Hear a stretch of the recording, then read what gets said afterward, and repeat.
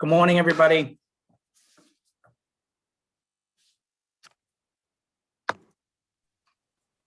Good morning, Frank. Good morning, Frank.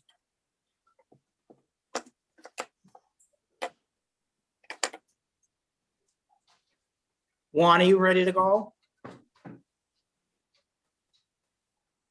Or Kerry? Good morning, Counselor. I am ready to go when you are. Okay.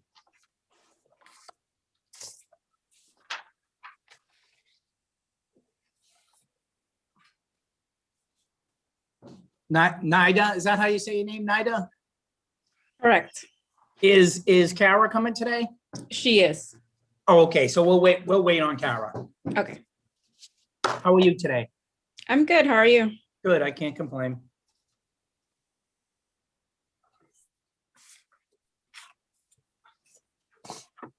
Oh, hi, Kara, how are you? Good, how are you? Good, good. Kerry, we're ready when you're ready. I'm clearing the screen share now.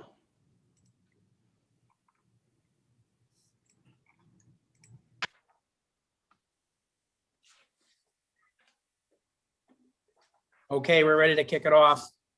Good morning, everybody. For the record, my name is Frank Baker. I'm the Boston City Council for District 3, and I'm the chair of the Boston City Council Committee on Arts, Culture, and Special Events. Today, I'm joined by my colleagues. I don't know what the order of arrival was, but there's just two of you, Councilor Flynn, District 2, and District 9, Liz Braden. Yep. Thank you, everybody, for coming by. In accordance with Governor Baker's March 12, 2020 executive order modifying certain requirements of the open meeting law and relieving public bodies of certain requirements, including the requirement that public bodies conduct its meetings in public places that is open and physically accessible to the public. City Council will be conducting this hearing virtually. This public hearing is being recorded in live stream at boston.gov/city-council-tv. It will be rebroadcast on Xfinity Channel 8, RCN Channel 82, Verizon Fios Channel 964. And also, we will be taking public testimony at the end of this hearing. If you wish to testify via video conference, please email shane.pack@boston.gov to sign up. When you're called, please state your name and affiliation or residence and limit your comments to no more than 2 minutes to ensure that all comments can be heard. You may also submit written testimony by emailing ccc.ac@boston.gov. Today's hearing is on docket number 0348, a message and order authorizing the City of Boston to accept and expend the amount of $245,900 in the form of a grant for the FY21 Local Cultural Council Program, awarded by the Massachusetts Cultural Council to be administered by the Office of Arts and Culture. At this point, do any of my colleagues have opening statements? Eddie? Thank you, Councilor Baker. I don't have any opening statements. Looking forward to learning about the grants, but also wanted to say thank you to the dedicated team from Mayor Walsh's staff that are here today doing outstanding work. So looking forward to their testimony. Thank you, Councilor Baker. Thank you, Councilor Flynn. Councilor Braden?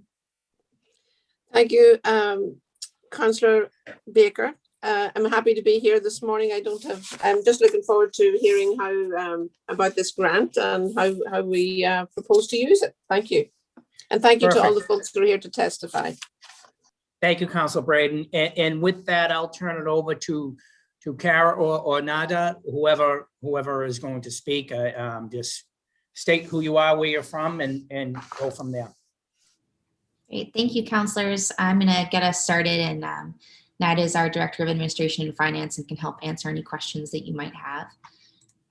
So I'm Cara Elliott Ortega. I'm the Chief of Arts and Culture for the city with the Mayor's Office of Arts and Culture. And I'm going to tell you a little bit about the Boston Cultural Council grant, which is the funding that you're would be voting on. So the Boston Cultural Council is a city commission staffed by the Mayor's Office of Arts and Culture, tasked with awarding grants to local nonprofits that offer arts and culture programming in Boston. These grants are for organizations that benefit the public by offering arts and cultural programming in all of our local neighborhoods. We give grants for general operating expenses to organizations with budgets under $2 million. This was part of a new equity funding strategy that we launched last year to focus public funds on organizations that are often overlooked by philanthropy and yet are critical to providing cultural access to our communities. The specific amount organizations are eligible for depends on their budget size, and the largest amount that we award is $5,000. Last year, we awarded $490,000 to 146 arts organizations, and that total included funding from the Massachusetts Cultural Council, which was a contribution of $236,400, with a city match of $300,000. So every year we have some allocation from the state through the Mass Cultural Council and a match from the city that gives us our total granting dollars. Organizations are evaluated on a series of criteria, including contribution to the cultural vitality of the community, meaningful representation of Boston's diverse communities, especially the communities that they are serving as specific organizations, meaningfully serving historically under-supported constituencies, benefit to the public, and reflection of the goals of the Boston Creates Cultural Plan, which launched in 2016 and guides all of our work.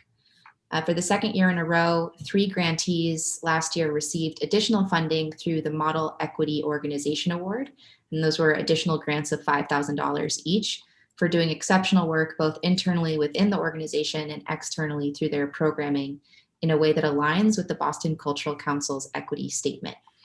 The winners of that 2020 Model Equity Organization Award were City Ballet of Boston, the Powell Art Center, and Company One Theater. Since this is going to be our second year with new guidelines, I also want to give you a sense of who we would be supporting in 2021. Over 150 grants this year, through over 150 grants this year, we'll be reaching every neighborhood in Boston. And we're proud to share that the majority of this year's grants are going to our smallest budget category, nonprofits with budgets under $250,000 a year. And I should say a lot of those are much, much smaller than that, under 50 or under 10,000, really powered by volunteers in their communities. These groups bring theater, design, music, dance, literary arts, and media to their communities through arts education, fairs and festivals, exhibitions, presenting series, different kinds of social services, publications, and through cultural spaces. After a very intentional communications push this past fall, a quarter of our applicants this year have never received funding from the Boston Cultural Council before. So that really demonstrates that we're really continuing to expand our reach to support arts, culture, and creative work that maybe has never had access to grants or seen that grants are available to them. Lastly, as a group, this year's grantees will spend over $8 million annually on artists, showing how much these organizations and our public funds directly create economic opportunity for Boston's diverse creative workforce. And that could be anything from hiring young people to an artistic fee to be a part of a production. It really runs a wide span of different kinds of gigs and opportunities. At a time when statewide losses to arts and culture nonprofits exceed $484 million statewide due to the pandemic, it's vital that we support Boston organizations in every way we can. And I'm happy to answer any questions.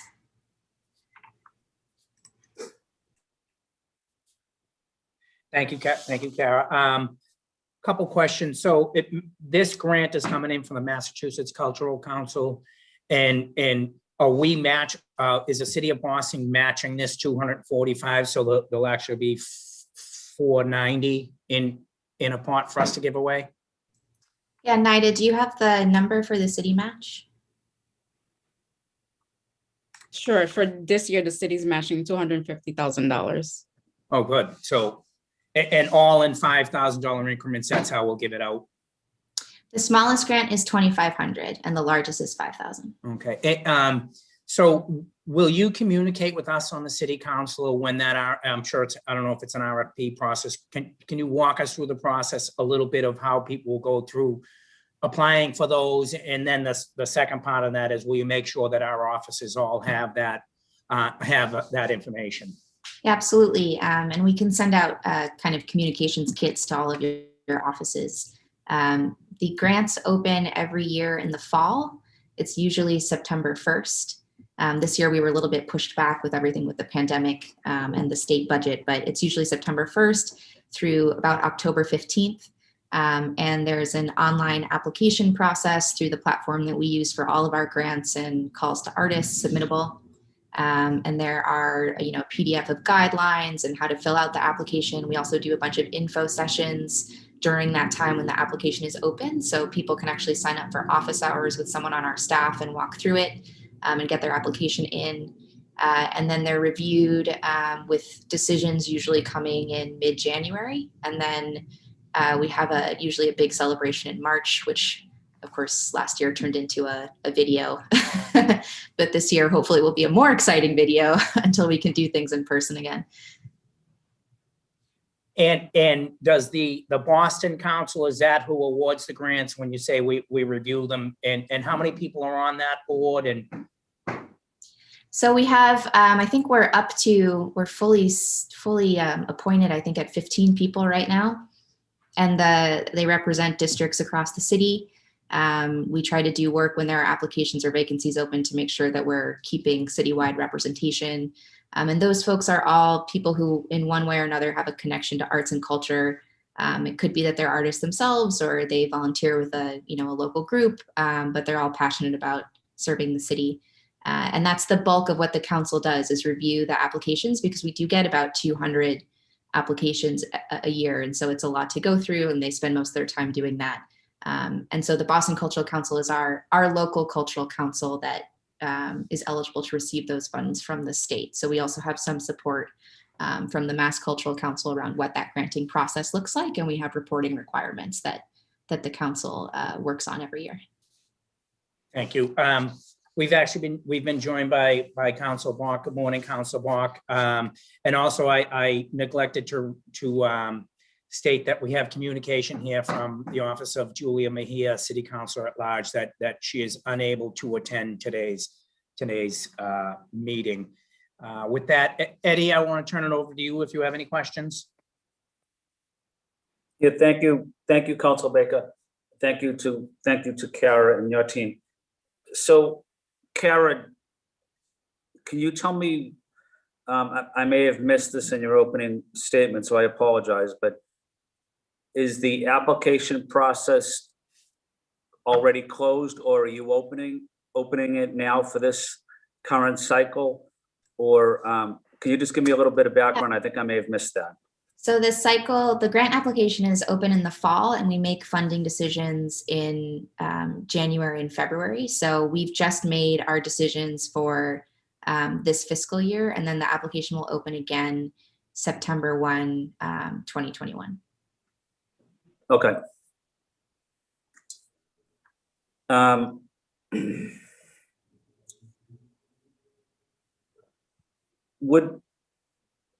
So you recently funded various groups then? Yeah, so we have grant Is that decisions right? Is that going out just this past week to about 150 organizations. Oh, okay. And you mentioned, Councilor Baker mentioned that in his comments that we would be receiving those lists of awardees. Okay.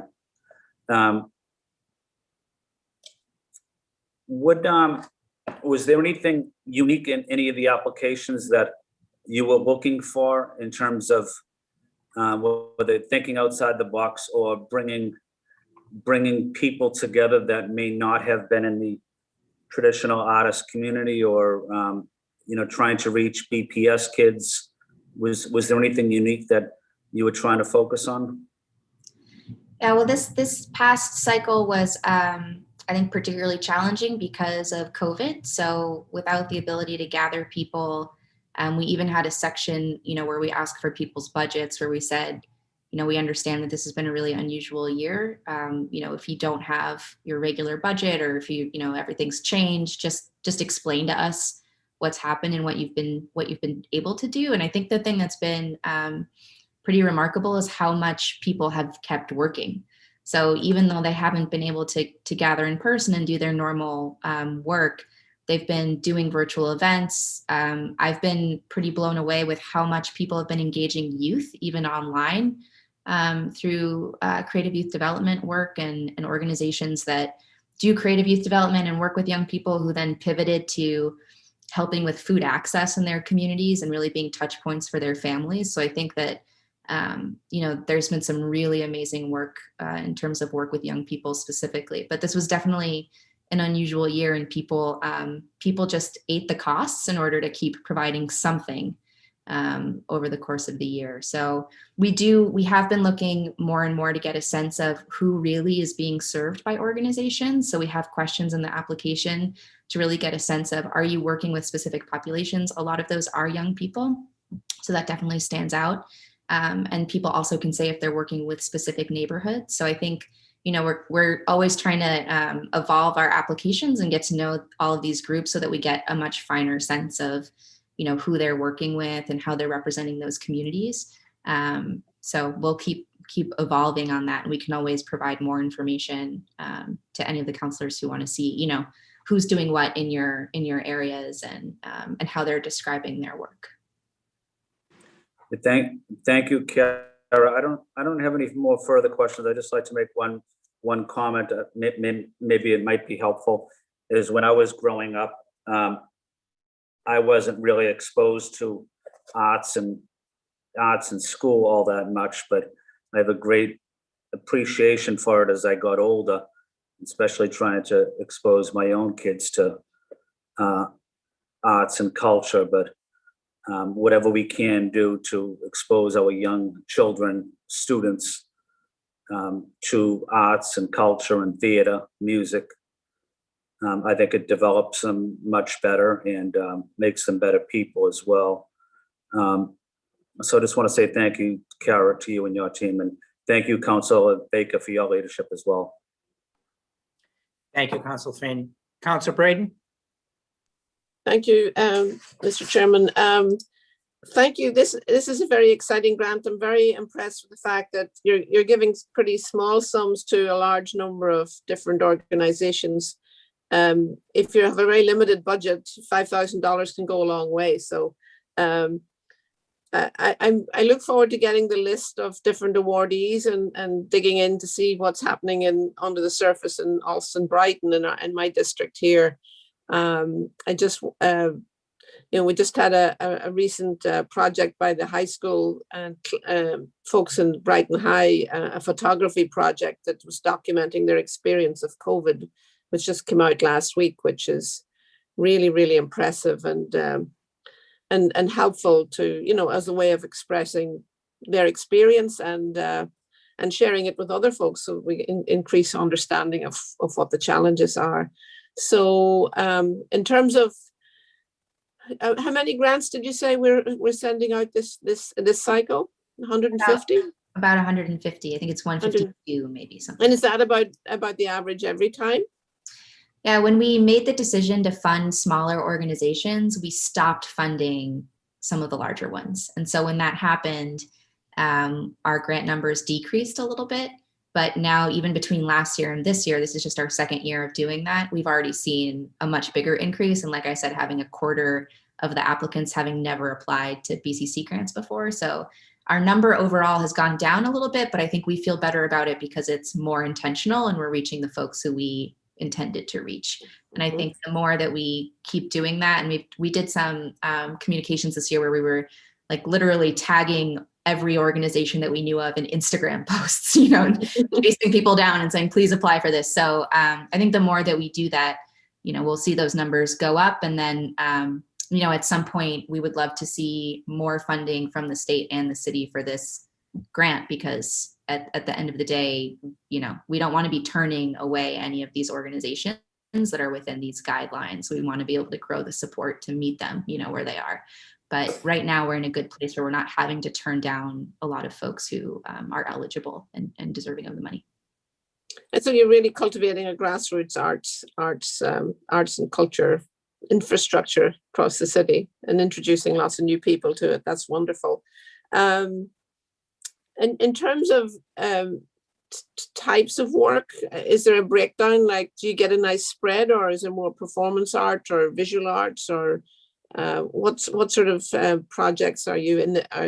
Do you see in the basket this year?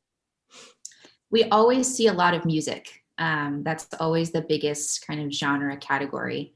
And I think that's partially because a lot of the groups that work with young people have some kind of music component to them. And then also it's like the lowest barrier thing. So a lot of choruses and, groups of people can get together and sing and play music in a way that I think feels more accessible. So we always get a lot of music. We always get a lot of multidisciplinary, which I think, we're seeing organizations that are like the one-stop shop for arts and culture access. And so they have a little bit of everything. Trying to think if there's any other major categories that stand out. I think those are the two that always come in really strong. And is it demographically, not only in terms of age? Like, I know there's a lot of work with youth. Is there projects with elders as well? There are. So in our application, when we made that change last year, we started asking really specifically about who's being served. So we have data for the second year in a row on who really says, yeah, I'm intentionally working with older adults, or I'm intentionally working with, a specific group of immigrants. And so we're starting to get some of that information. That's good. Thank you. Thank you, Mr. Chair. Thank you, Councilor Braden. Councilor Bach? Thank you, Mr. Chair, and thanks so much, Cara. Just to clarify, the grant that we're being asked to authorize today, is that actually for going into the pot for next year's awards, or is that for funding the ones that you've just decided on? It's for this year's awards. Okay, got it. So it's the ones that you've just reached. Yeah. Okay. And when will that list be available to the council? We can get that to you. I think by the end of this week or early next week. Okay. Just because it sounds like an amazing set of groups, and I think this is a super awesome program. It's just like, as a matter of sort of like practice, I think if the money that we're like voting through has actually been awarded, it would be better if the council also had that documentation. And would love to see that. And I think it would be great also for us as counselors to be able to look at it and be like, oh, okay, these groups these grassroots groups, like you guys have already managed to connect to, and here's like some who maybe don't know about this grant, and it would provide us with a good moment to sort of remind people about it. And in terms of the 150 groups you said you funded in this round, and you got about 200 applicants. Is that right? We got a little bit fewer than 200 applicants this year, maybe 190 or something like that. And so when we talk about that 40 applicant gap, like what portion of those are sort of like kind of ineligible based on the criteria that you're doing versus kind of hard decisions that you can't fund them because you don't have enough funds?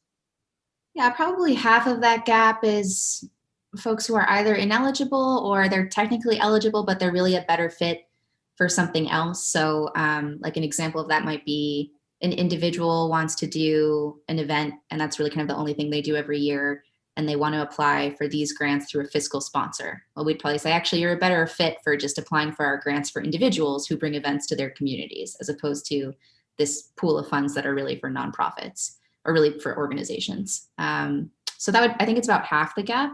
The other half, those decisions are made based on scores from the Boston Cultural Council and kind of a discussion of what the priorities are. So for this year, knowing that COVID hit arts organizations particularly hard, we did do a sort of the applications looking at organizations that aren't primarily arts and culture organizations, and looking at those specifically as a group and saying, well, are these groups that could maybe find funding from other sources?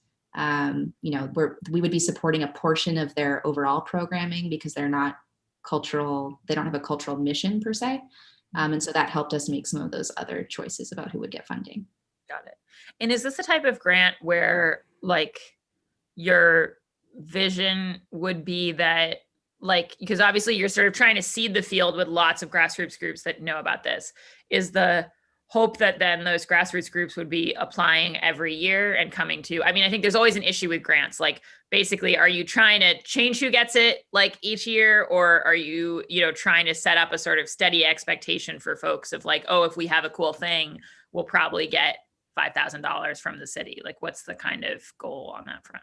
Yeah, I think it's a mix. There are some organizations that are, they're further along in how their visioning of what they want to do. They have full-time staff and they have an idea about how they want to grow.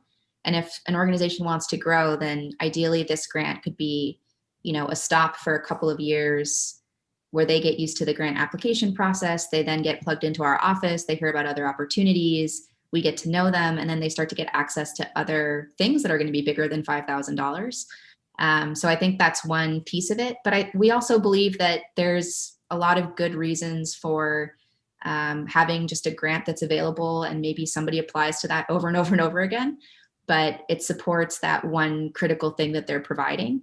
We think that that's okay. And there's a lot of groups that aren't on a growth path. They're, like I was saying earlier, like maybe one person who's getting a stipend and a few volunteers, but they do what they do every year, and that has an impact. The other thing is that having some kind of unrestricted general operating funds available from the city helps drive a lot of innovation. So there's artistic risk taking that won't happen with larger grants that have, maybe a lot of hoops that you have to jump through. You have to deliver a really particular kind of thing. And this is something where you just get funding to do what it is that you're doing. And so that lets people kind of innovate and do different partnerships and be able to, take some risks and chances. So we feel like that's an important part of the ecosystem. But I will say all of this is based on, the research and our understanding of the field in Boston and where money goes to support the arts. So they're just we're filling a really specific need that nobody else is doing. No one else is funding these organizations. Mm-hmm. And do you have, I mean, obviously there's a lot of ones that are serving youth. Do you have any like youth-led organizations or collections of people reaching out for these grants? For youth-led work, that's a good question. If we do, it would just be one or two, I think. I'd have to go look at the grant list to see that.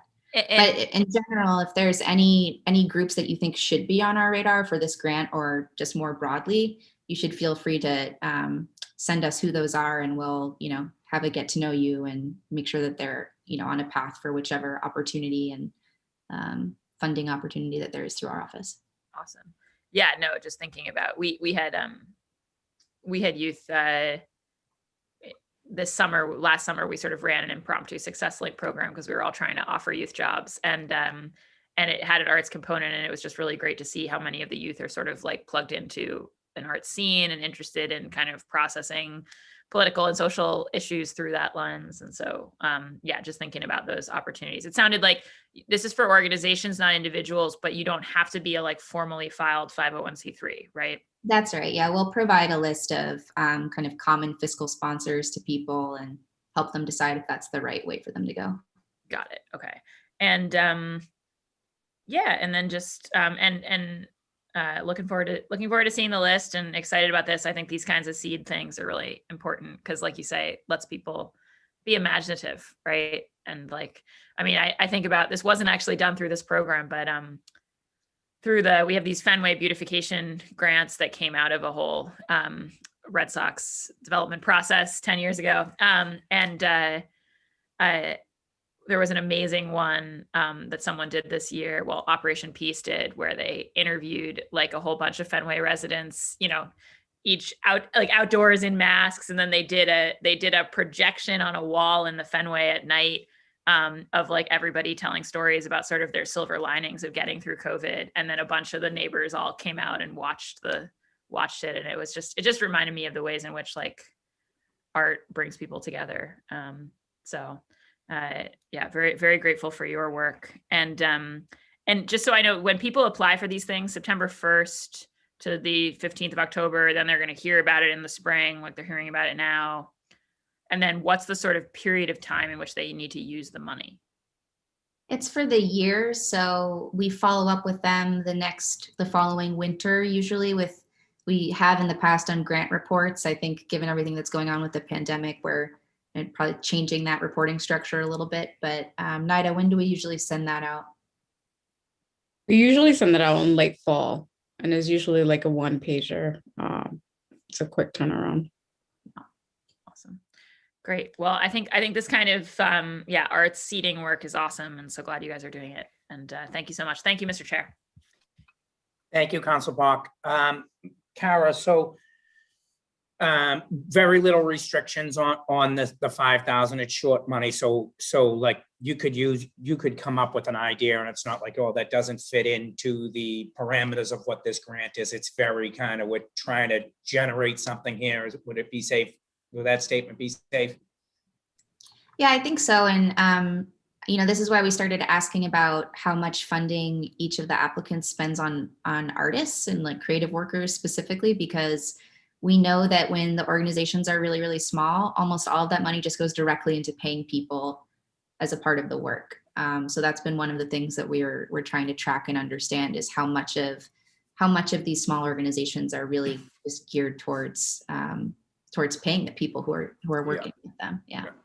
And if we identified, or if you identified an organization that, maybe they would do better things if they could get more money. There are opportunities there to increase this grant, or would you direct them towards maybe a different source of funding? I think we would direct them towards a different source of funding. This grant, we've structured it really specifically to go up to that max of $5,000 based on your budget size. So it has really like streamlined the process, and I think made it more equitable, because we're not across 150 grants saying, oh, maybe this person deserves an extra $5. It gets a little bit messy. There are a lot of conversations now about whether we should use this pot of money slightly differently to have some larger opportunities within it. And I think it's a real tension, just because the pie is limited. The idea of making larger grants to fewer groups is just really challenging I think for the council and for us to kind of wrap our heads around. But we would love for there to be kind of a second tier of grants that are more in like the $10,000 to $25,000 range. But it doesn't. But there's an open application in the city that does that, and by the city I mean lowercase city in Boston. Yeah. So we're trying to do something specifically and get more people involved. And if they show that we can invest more, there's other ways to do it there. Yeah, we can at least point them to the state. Yeah. Okay. I don't have any more questions on this, but I would, Kara, if it's okay, would you indulge me for a minute? Liz and I met back before COVID, whenever that was there before COVID, and we had talked about a cultural district in Brighton. What should, in COVID, of course, the first step on that is to have a community meeting and get out there and generate some just some interest. What do you think, or is there something that we could be doing now, short of having a big Zoom meeting? Is there anything that we could be doing now? Like, can the district city council from Brighton maybe do quiet work with organizations and maybe file an application with the Mass Cultural Council? Can you just talk on that a little bit? I know it's off topic, but I have you here in front of me. No problem. So, and Councilor Brandon and I had a conversation about this as well, in terms of what's the order of operations. For the state cultural districts, in my opinion, the most important thing is figuring out who is going to be the managing partner who is located in the district. So for all of our other districts, there's a nonprofit that signs an MOU with us that says, we're the ones who are going to be doing at least some, communication and some kind of like minimal package of work related to the district. Could be a Main Streets organization or something like that. We've been in conversation with Main Streets generally about what that could look like if that were just housed at a Main Street. I know there's already a lot on the main streets, so it depends, on what that person's setup is. And we could always work with them to think about how to support cultural work, through other grant opportunities or support around the district. So there's a path forward there, but I think just figuring that out and making sure that there's community buy-in around who that entity is and trust in that, that the managing partner is going to be connected with the arts community and be communicating with the arts community. That's probably the work that could happen now. And I would say also reaching out to the Mass Cultural Council, the person who works on these districts in our area, who we have a relationship with, and maybe having a conversation now about where they are with the program. There's new leadership at the Mass Cultural Council. I don't know if they're thinking about making changes to it. It's taken a really long time for the Little Saigon district to get approved. That's come now before the board, I think this spring. So it's taken, an additional, year and a half. So I think those kinds of things, it might be good to have a conversation with them and see what they're thinking, because I think that's been tough to do a lot of community work, have the hearings, go through the application process, have the groups on board, and then, to have to wait or feel like it's not really clear. It can be a little tricky. And is the same woman in charge of the Mass Cultural Council? Do we have her name? It's a new person. So it's Michael Bobbitt, who just started and comes from the theater world. Great guy, super well respected. We're really excited that he's there. But he just started about a month ago. Okay, so we'll give him a month before we start barraging him with calls. Yeah, and the way we did that in Fields Corner was a Vietnamese group formed a new group and then partnered on with Main Street, because Main Street had somewhat of a hole, not necessarily engaged with the Vietnamese community. So hopefully they're gonna the Vietnamese group will help Main Streets with language and figuring out how to get more Vietnamese businesses in the Main Street fold. So Liz, I hope that helped a little bit there. Thank you so much. I have to apologize. I have to jump off for another meeting, but thank you so much. And we will continue our conversation about the cultural district. I'm really, really excited to dig in on that. Yep. Thanks, Liz. We're finishing up here anyway. Thank you, Kara. Sorry to get off topic there. And now I'm going to call for public testimony. Is there anybody looking to with public testimony? Juan, Terry? I don't think so. I don't have anybody. I don't have anyone, but if the folks in the waiting room would like to raise their hands, if they'd like to contribute, we can advance them. Okay, we'll give them a minute. And in the meantime, Council Flynn, Council Block, any more questions? No, Councilor Baker, no questions. Thank you. Okay, and Kara, just for moving forward, if we could get a list of who the people receiving the grants are, and whatever information you think would be pertinent for this.